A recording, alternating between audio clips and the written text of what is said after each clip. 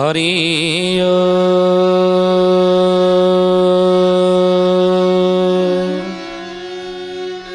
ओम भूर्भुवः स्वः तत्सवितुर्वरेण्यं भर्गो देवस्य धीमहि धियो यो नः प्रचोदयात्।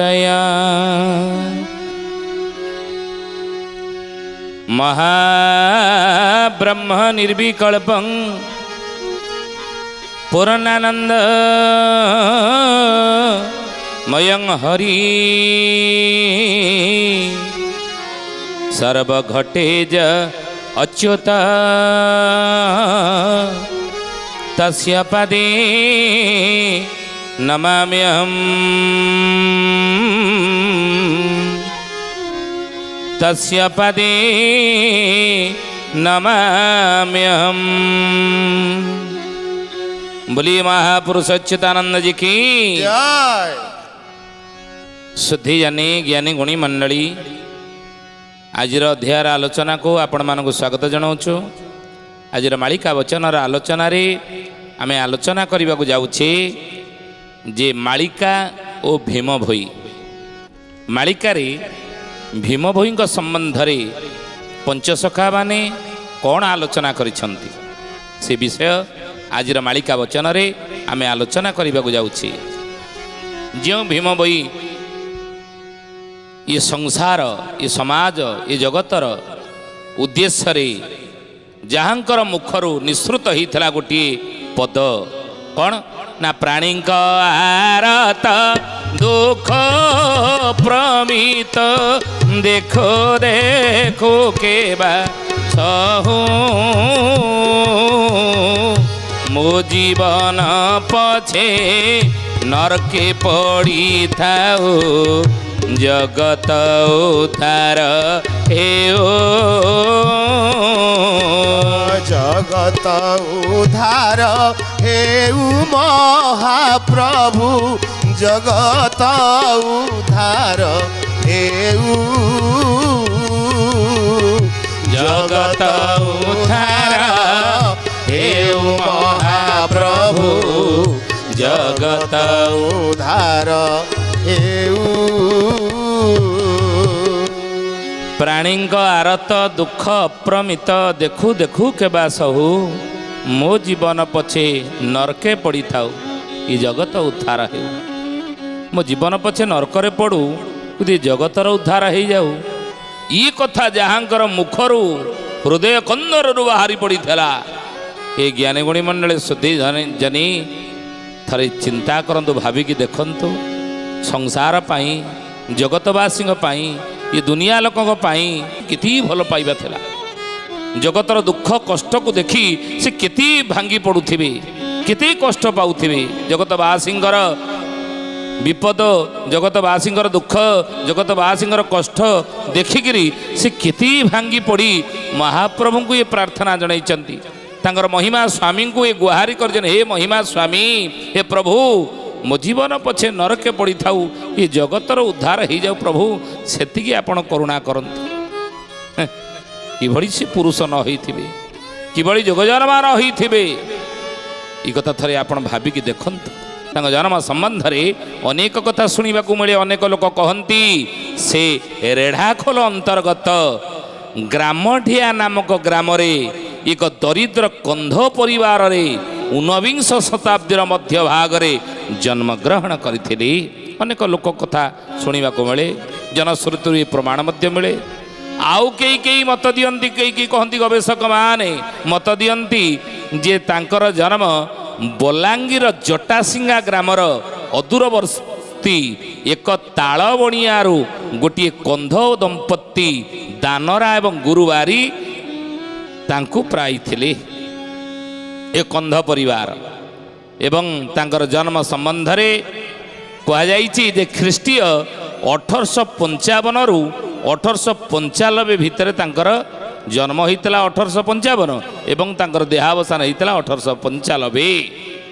ई समय सीमा तांकर जन्म एवं मरणर ତେଣୁ ସେଇ ଭୀମ ଭୋଇଙ୍କ ବିଷୟରେ ମହାପୁରୁଷ କଳ୍ପ ସଂହିତାରେ କହିଛନ୍ତି କି ଅଚ୍ୟୁତାନନ୍ଦ ମହାପୁରୁଷଙ୍କର ଅନେକ କଳ୍ପ ରହିଛି।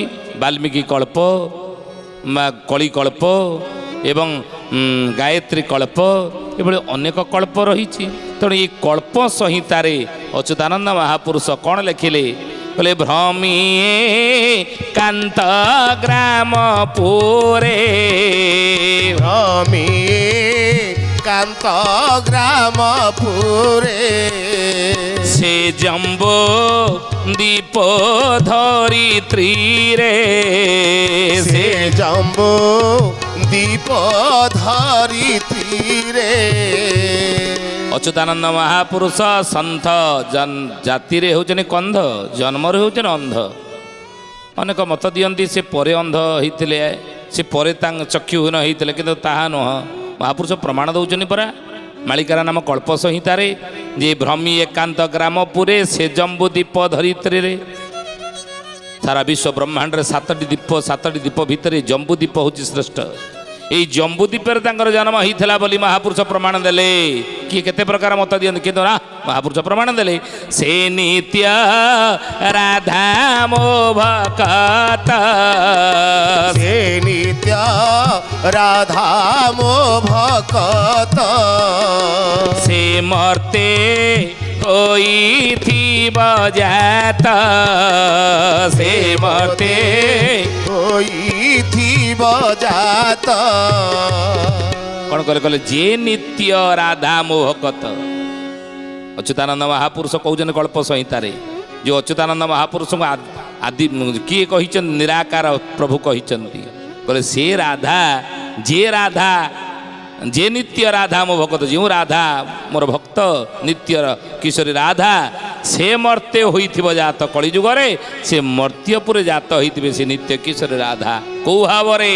ନା ତା ଦ୍ୱାରେ ପ୍ରବେଶିବୁ ଯାଇ, ତା ଦ୍ୱାରେ ପ୍ରବେଶିବୁ ଯାଇ, ତା ନାମ ଅଟେ ଭୀମ ଭୋଇ, ତା ନାମ ଅଟେ ଭୀମ ଭୋଇ। ଧ୍ୟାନ ଦେବେ ହେ ଜ୍ଞାନୀ ଗୁଣୀ ମଣ୍ଡଳୀ ସୁଧୀ ଦେଖନ୍ତୁ କିଭଳି ପ୍ରମାଣ। ଜ୍ଞାନୀ ଗୁଣୀ ପ୍ରମାଣ ଦେଲେ ମହାପୁରୁଷ ଅଚ୍ୟୁତ କଳ୍ପ ସଂହିତାରେ କହିଲେ ଯେ ନିତ୍ୟ ରାଧା ମୋ ଭକତ, ଯେଉଁ ନିତ୍ୟ କିଶୋର ରାଧା ମୋ ଭକତ ରାଧାରାଣୀ, ସିଏ ମର୍ତ୍ତ୍ୟପୁରେ ଜାତ ହୋଇଥିବ, ଜନ୍ମ ହୋଇଥିବ। କୋଉଠି? ନା ତା ଦ୍ୱାରେ ପ୍ରବେଶ ଯାଇ, ତା ନାମ ଅଟେ ଭୀମ ଭୋଇ।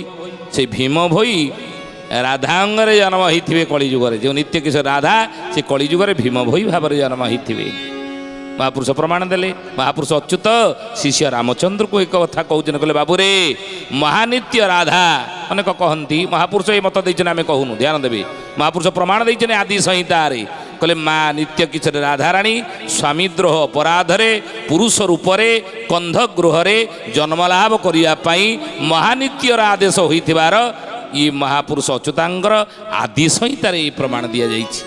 ଆଦି ସଂହିତାରେ ମହାପୁରୁଷ ଭୀମ ଭୋଇଙ୍କ ଜନ୍ମ ପ୍ରସଙ୍ଗରେ କ'ଣ କହିଛନ୍ତି ବୋଲି ଏ ମହାପୁରୁଷ ଅଚ୍ୟୁତାନନ୍ଦ ଜି କି କହିଲେ ଏ ନିତ୍ୟ ରାଧା ମହାସତୀ, ଏ ନିତ୍ୟ ରାଧା ମହାଶକ୍ତି, ମର୍ତ୍ତେ ହୋଇବ ଉତ୍ତପତି, ମର୍ତ୍ତେ ହୋଇବ ଉତ୍ତପତି। ଏ କଥା ମହାପୁରୁଷ ଆଦି ସଂହିତାରେ କହୁଛନ୍ତି। ଏ କଥା ଅନେକ ମତ ଦିଅନ୍ତି, କିନ୍ତୁ ପ୍ରକୃତରେ ଆମେ ଯଦି ଦେଖିବା ଯେ ମା ରାଧାରାଣୀ, ମା ରାଧାଙ୍କର ଅଂଶ ନେଇ ମା ରାଧାରାଣୀ ମର୍ତ୍ତ୍ୟ ଭୁବନରେ ଜନ୍ମ ହୋଇଛନ୍ତି ଏବଂ ତାଙ୍କର ଅଂଶ ନେଇ ଭୀମ ଭୋଇ ଭାବରେ ଏ ସଂସାରରେ ଜନ୍ମ ହୋଇଛନ୍ତି ବୋଲି ଏ ପ୍ରମାଣ ଦିଆଯାଇଛି। ମହାପୁରୁଷ ଆଦି ସଂହିତାରେ କହିଲେ ଏ ନିତ୍ୟ ରାଧା ମହାସତୀ ମର୍ତ୍ତେ ହୋଇବ ଉତ୍ତପତି। ମର୍ତ୍ତ୍ୟର ଉତ୍ପତ୍ତି ହେବେ କିଭଳି?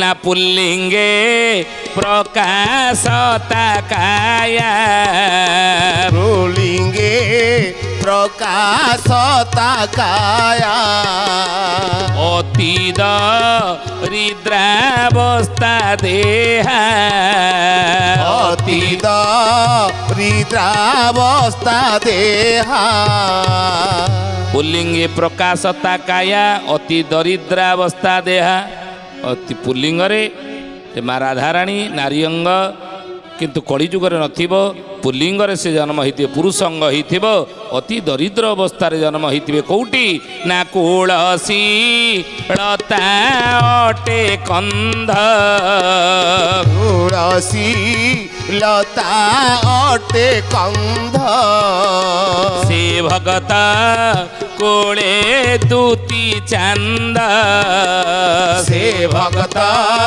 କୋଳେ ତୁତି ଚାନ୍ଦ ଯେମିତି ମହାପୁରୁଷ ଅଚ୍ୟୁତାନନ୍ଦ କ'ଣ କହିଥିଲେ କହିଲେ ରେ ରାମଚନ୍ଦ୍ର କଳିଯୁଗରେ ଥର ଥର କରି ମୁଁ 13 ଥର ଜନ୍ମ ହେବି ତ ସେଇଭଳି ପଞ୍ଚସଖା ମାନେ ଥର ଥର କରି କଳିଯୁଗରେ ମଧ୍ୟ 13 ଥର ଜନ୍ମ ହେବେ କେବଳ ଅଚ୍ୟୁତ ନୁହନ୍ତି ତ ସେଇଭଳି ଯେମିତି ଅଚ୍ୟୁତଙ୍କର 13 ଜନ୍ମ ରହିଛି ସିନ୍ଦୁରାନନ୍ଦମ ନାମ ହୋଇଥିଲା ବେଳେ ଉପଇନ୍ଦ୍ର ଭଞ୍ଜ ବୋଲି ପୁଣି ଏ ସଂସାରେ ରଘୁ ଅରକ୍ଷିତ ନାମ ହୋଇଲା ପ୍ରକାଶ ଅଚ୍ୟୁତଙ୍କର ଗୋଟେ ଜନ୍ମ ହେଉଛି ରଘୁ ଅରକ୍ଷିତ ଗୋଟେ ଜନ୍ମ ହେଉଛି ଉପେନ୍ଦ୍ର ଭଞ୍ଜ ଗୋଟିଏ ଜନ୍ମ ହେଉଛି ଅଭିମନ୍ୟୁ ସାମନ୍ତ ସିଂହାର ଏଇଭଳି ଯେମିତି ଥର ଥର କରି ଅନେକ ଥର ମହାପୁରୁଷ ଅଚ୍ୟୁତ ଜନ୍ମ ହୋଇଛନ୍ତି ସେଭଳି ଅନ୍ୟ ସଖାମାନେ ମଧ୍ୟ ଥର ଥର କରି 13 ଥର ଜନ୍ମ ହୋଇଛନ୍ତି ଏବଂ ଯେହେତୁ ଜଗନ୍ନାଥ ଦାସ ରାଧାଙ୍ଗରେ ଜାତ ଅତି ବଡ଼ି ଜଗନ୍ନାଥ ଦାସ ହେଉଛନ୍ତି ରାଧାଙ୍ଗୀ ବୁଝିଲେ ତେଣୁ ରାଧାଙ୍ଗୀ ସେଇଭଳି ଭୀମ ଭୋଇ ମଧ୍ୟ ହେଉଛନ୍ତି ରାଧାଙ୍ଗୀ ଭୀମ ଭୋଇ ମଧ୍ୟ ହେଉଛନ୍ତି ରାଧାଙ୍ଗୀ ନାରୀ ଅଙ୍ଗୀ ତେଣୁ ମହାପୁରୁଷ ପ୍ରମାଣ ଦେଲେ ଆମେ ବାରମ୍ବାର କହୁଛୁ ଆମେ ପ୍ରମାଣ ଦେଉଛୁ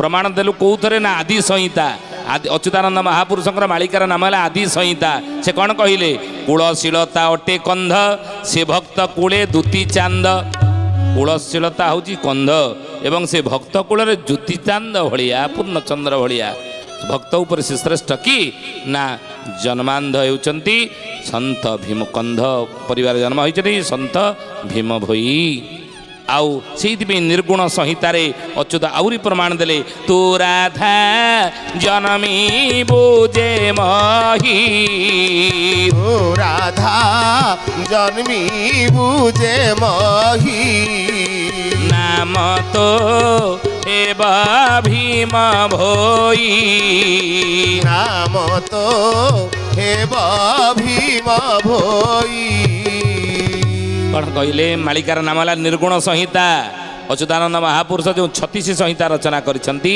ସେ 36 ସଂହିତା ଭିତରେ ଗୋଟିଏ ସଂହିତାର ନାମ ହେଉଛି ନିର୍ଗୁଣ ସଂହିତା ଏ ନିର୍ଗୁଣ ସଂହିତାରେ କହିଲେ ବାବୁରେ ରେ ରାମଚନ୍ଦ୍ର ତୁ ରାଧା ଜନ୍ମିବୁ ସେ ମହି ନାମ ତ ହେବ ଭୀମ ଭୋଇ କଳିଯୁଗରେ ସେ ରାଧାରାଣୀଙ୍କ ଅଂଶ ନେଇ ତାଙ୍କର ଅଂଶ ସମ୍ଭୂତ ହେଇ ଜନ୍ମ ହେବେ ଭୀମ ଭୋଇ ମହାପୁରୁଷ କହୁଛନ୍ତି ପୁନଶ୍ଚ ବ୍ରହ୍ମ ସଂହିତା ମାଳିକାର ନାମ ହେଲା ବ୍ରହ୍ମ ସଂହିତା ଏଥିରେ କ'ଣ କହିଲେ ଭିକ୍ଷା ଯେ ଦେଲା ଧର୍ମ ଦାଣ୍ଡେ ଭିକ୍ଷା ଯେ ଦେଲା ଧର୍ମ ଦାଣ୍ଡେ ଆମ୍ଭେ ଭକତି ଦେଲୋ ମୁଣ୍ଡେ ଆମ୍ଭେ ଭକତି ଦେଲୁ ମୁଣ୍ଡେ ଆଉ କନ୍ଧ ସାରେ ଜନମୀ ଅଛି କନ୍ଧବଂ ସରେ ଜନ୍ମି ଅଛି ଜନମରୁ ଅନ୍ଧ ସେ ହୋଇଛି ଜନ୍ମରୁ ଅନ୍ଧ ସେ ହୋଇଛି ସନ୍ଥ ଭୀମ ଭୋଇଙ୍କ ସମ୍ବନ୍ଧରେ ଯେଉଁ ଅନେକ ମତ ପ୍ରକାଶ କରନ୍ତି ସେ ଜନ୍ମରୁ ଦୃଷ୍ଟିହୀନ ନଥିଲେ ପରେ ଦୃଷ୍ଟିହୀନ ସେ ହେଇଛନ୍ତି କିନ୍ତୁ ଏ କଥା ଉପରେ ମହାପୁରୁଷ ଅଚ୍ୟୁତାନନ୍ଦଙ୍କର ଯେଉଁ ମତ ଆଉ ମହାପୁରୁଷ ମତ ପ୍ରକାଶ କରିଛନ୍ତି ମାଳିକାର ନାମ ହେଲା ବ୍ରହ୍ମ ସଂହିତା ଏ ବ୍ରହ୍ମ ସଂହିତାରେ ସିଏ ପ୍ରମାଣ କରିଦେଲେ କ'ଣ ସିଦ୍ଧାନ୍ତ ଦେଲେ ନାଇଁ ନାଇଁ ନାଇଁ ନାଇଁ ନାଇଁ ସେ କନ୍ଧ ଅଂଶରେ ଜନ୍ମି ଅଛି ଜନ୍ମରୁ ଅନ୍ଧ ସେ ହୋଇଛି ବୋଲେ ଜନ୍ମରୁ ସେ ଅନ୍ଧ ଥିଲେ ତେଣୁ ହେ ସୁଧୀଜାନୀ ଜ୍ଞାନୀଗୁଣୀ ମଣ୍ଡଳୀ ସିଦ୍ଧ ଚନ୍ଦ୍ରିକାରେ ଶ୍ରୀଧର ଦାସ ସ୍ୱାମୀ ସିଏ ମଧ୍ୟ କ'ଣ କହୁଛନ୍ତି ବହୁତ ରେଡ଼ା ଖୋଲ ଠାରେ प्रभु विजय एकांतरे प्रभु विजय एकांतरे प्रभु विजय एकांतरे एवं जन्म संबंधरे तांक स्थान को नहीं जन्म स्थान को नहीं अनेक मत प्रकाश पाउले सुधा सिद्धचंद्रिकार श्रीधर दास गोस्वामी सी सिद्धांत देले प्रमाण देले कौन ना बौद्ध रेढ़ाखोल ठारे प्रभु विजय एकांतरे बौद्ध रेढ़ाखोल प्रभु जन्म होइछंती किमिति ना कंध अंशरे जन्म होई नित्य राधिका थिबरही नित्य राधिका थिबरही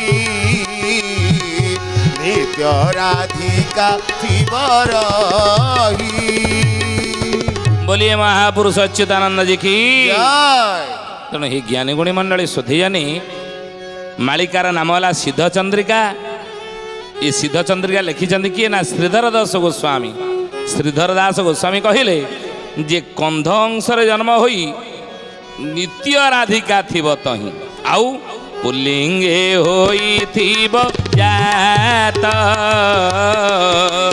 जन्मरु नेत्रता मुदिता जन्मारु नेत्रता मुदिता जन्मारु नेत्रता मुदिता पुल्लिंगे होइथिब जात जन्मरु नेत्रता मुदित से पुल्लिंगरे पुरुष अंगरे जन्म होइथिबे नित्य माँ राधाराणी अर्थात तांकरी अंश नहीं भीम भई जन्मरु नेत्र मुद्रित होइकि जन्म होइथिबे मुदित होइकि जन्म होइथिबे पुणी कहले अन्ते ता स्वरो थिब नाम बाछुरी रखोआड़ कर्म गोविंद गोविंद गोविंद मधु गाणुची मकरंदा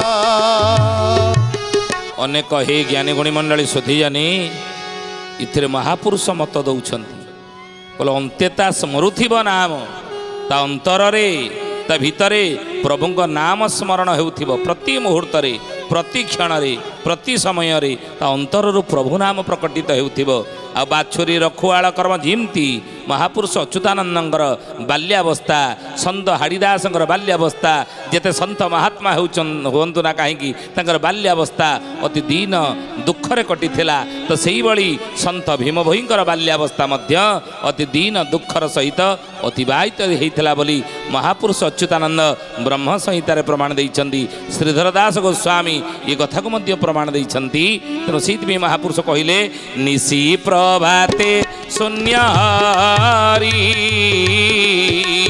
डाकिबे तार नाम धरी गोविंद गोविंद गोविंद मधु गाळुची मकरंदा कहले बाबू रे अति दीन दरिद्र सहित जीवन अतिवाहित हो बाल्यकाल अतिवाहित हो से भीम भोईंकर रामदास आगे कहते अच्युतानंद महापुरुष जिमती महापुरुष निजे कहते बाल्यावस्था संबंधरे रामदास आगे रे रामचंद्र अर्ण वस्त्र छाड़ी बालुत कालू के मोर जीवन किमिति बीतीला ना दीनबंधु खुंटिया माँ पद्मावती तांका कोଳରେ मु जन्म होइतली किमिति ना महापुरुष कहउचंदी बोले श्रीकृष्ण मते करुणा कले प्रभु आज्ञा देले कौन आज्ञा देइथिले बोले श्रीहरि करुणा हेला शून्य पुरुषंक आज्ञा होइला केतकी फूल सुदाम को दया हेला केतकी फूल सुदाम को दया हेला केतकी फूल सुदाम को दया हेला केतकी फूल जिमती अच्युतानंद महापुरुष शिष्य रामचंद्र आगे कहते हे रामचंद्र श्रीहरि करुणा मते हेला आउ शून्य पुरुष आज्ञा होइला केतकी फूल सुदाम को दया हैला ସୁଦାମକୁ ଦୟାକରି ପ୍ରଭୁ ନିର୍ଦ୍ଦେଶ ଦେଲେ ଯାଅ ତୁମେ କଳିଯୁଗରେ ଜନ୍ମ ହୁଅ। ତ ସେଇ ଅନୁପାତରେ ବା ସେଇଆକୁ ଆଧାର କରି ସନ୍ଥ ଭୀମ ଭୋଇ ଜନ୍ମ ହୋଇଥିଲେ। ସେଇ ମୂଳ କାରଣ ନେଇ ବା ସେଇ ଲକ୍ଷ୍ୟ ନେଇ ଯେମିତି ଜଗତ ଉଦ୍ଧାର ପାଇଁ ସୁଦାମ କଳିଯୁଗରେ ଏ ମର୍ତ୍ତ୍ୟ ଭୁବନରେ ଜନ୍ମ ହେଲେ ଅଚ୍ୟୁତ ଭାବରେ। ତ ସେଇ ମହାନ ଉଦ୍ଦେଶ୍ୟ ନେଇ ମା ରାଧାରାଣୀ ମଧ୍ୟ ଧ୍ୟାନ ଦେବେ ମା ରାଧାରାଣୀଙ୍କ ଅଂଶ ସମ୍ଭୂତ ହୋଇ ଭୀମ ଭୋଇ ଜନ୍ମ ହୋଇଥିଲେ କଳିଯୁଗରେ। ମହାପୁରୁଷ ଯେମିତି ଅନୁରୂପ କହିଛନ୍ତି ଦୀନବନ୍ଧୁଙ୍କ ଗୃହର ଜନ୍ମିଲି ପଦ୍ମା ବତୀ ଉଦର କେତକୀ ଫୁଲ ତିଳକଣାରେ କଳୀର କେତକୀ ଫୁଲ ତିଳକଣାରେ କଳୀର କେତକୀ ଫୁଲ ତିଳକଣାରେ କଳୀର କେତକୀ ଫୁଲ। କହିଲେ ମୁଁ ସେଇ ଦ୍ୱାପର ଯୁଗର ସୁଦାମ ଅଚ୍ୟୁତ କହୁଛନ୍ତି ରାମଚନ୍ଦ୍ରରେ କଳି ଯୁଗରେ ମୁଁ ଜନ୍ମ ହେଲି। କେମିତି ନା ଦୀନବନ୍ଧୁ ଖୁଣ୍ଟିଆ ମୋ ବାପା ମା ପଦ୍ମାବତୀଙ୍କର କୋଳ ମଣ୍ଡନ କରି ମୁଁ ଜନ୍ମ ହେଇଛି।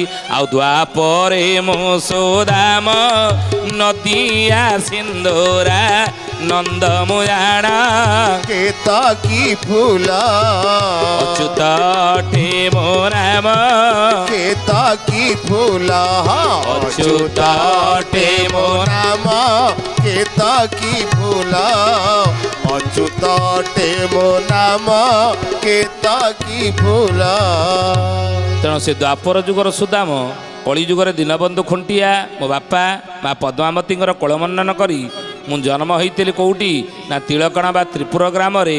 ଆଉ ଇଏ ମୋର ଇଚ୍ଛାରେ ନୁହଁ କାହାର ଇଚ୍ଛାରେ କହିଲେ ଜଗନ୍ନାଥ ଆଜ୍ଞା ହେଲା ଜଗନ୍ନାଥ ଆଜ୍ଞା ହେଲା ପଦ୍ମବନ ଭୂମି ମୋତେ ମିଳିଲା କେତକୀ ଫୁଲ ମହିମା ବିଖ୍ୟାତ ହେଲା କେତକୀ ଫୁଲ ମହିମା ବିଖ୍ୟାତ ହେଲା କେତକୀ ଫୁଲ ମହିମା ବିଖ୍ୟାତ ହେଲା କେତକୀ ଫୁଲ। ତେଣୁ ଯେମିତି ପ୍ରଭୁ ମୋତେ ଆଜ୍ଞା ଦେଇଥିଲେ ଆଜ୍ଞା ଦେଇକରି ଜନ୍ମ କଲେ କଳିଯୁଗରେ ଅଚ୍ୟୁତ ଭାବରେ ଆଉ ପଦ୍ମବନ ଭୂମି ମୋତେ ମିଳିଲା ଭୀମ ଭୋଇଙ୍କି ମଧ୍ୟ ସେଇଭଳି ମା ରାଧାରାଣୀଙ୍କର ଅଂଶ ସମ୍ଭୂତ ହୋଇ କଳିଯୁଗରେ କନ୍ଧ ପରିବାରରେ ନେତ୍ରହୀନ ହେଇକି ସେ ଜନ୍ମ ହୋଇଥିଲେ। ଏଇ ପ୍ରମାଣ ଦେଇଛନ୍ତି ତାଙ୍କ ଜନ୍ମ ସମ୍ବନ୍ଧରେ। ଜ୍ଞାନୀ ଗୁଣୀ ମଣ୍ଡଳୀ ଶୁଦ୍ଧି ଜାନି ଆଜି ତ ସମୟ ହେଇଛି ତ ଆସନ୍ତୁ ବାଣିକି ବିରାମ ଦେବା ଶ୍ରୀ ପ୍ରଭୁଙ୍କର ନାମ ନେଇ। ରଘୁପତି ରାଘବ ରାଜା ରାମ पतित पावन सीताराम बोल रघुपति राघव राजा राम पतित पावन सीताराम सीताराम सीताराम भज प्यारे तू सीताराम सीताराम सीताराम भज प्यारे तू सीताराम। रघुपति राघव राजा राम पतित पावन सीताराम बोल रघुपति राघव राजा राम पतित पावन सीताराम। सुधीजनी आज आसंतु बाणीकी विराम देवा पुणी आसंता अध्याय भेट हेबा रहुचु हरि ओम शांति शांति शांति सर्वारिष्ट सुशांति भवतु। प्रार्थना आम आनंदर उत्स।